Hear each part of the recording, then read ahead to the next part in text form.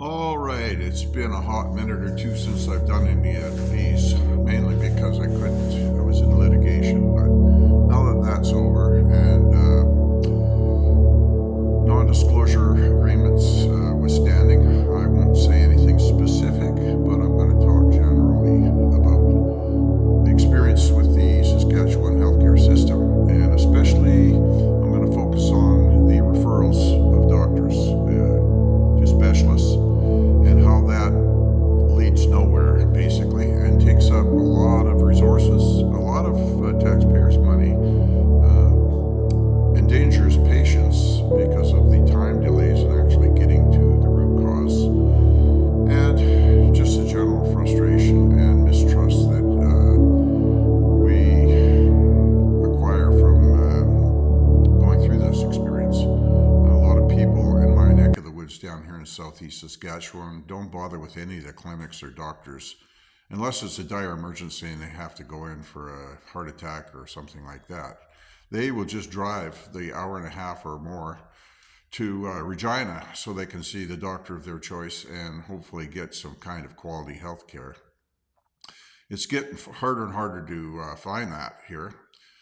For instance, a simple little thing like a rash or skin condition can often take years and years by the time you get referred to this specialist and then that specialist. You go in for tests, you wait, you drive 2 hours, and then you see somebody, and after 8 minutes they're standing up and they're wanting you to leave.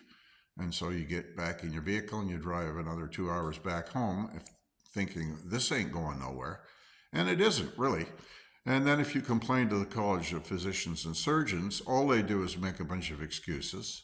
If you go to the federal government, which does fund the provinces, they just simply pass a buck and say each province is independent and they have their own system. You have to deal with them. So you don't really get anything but passing the buck and the runaround, in my opinion.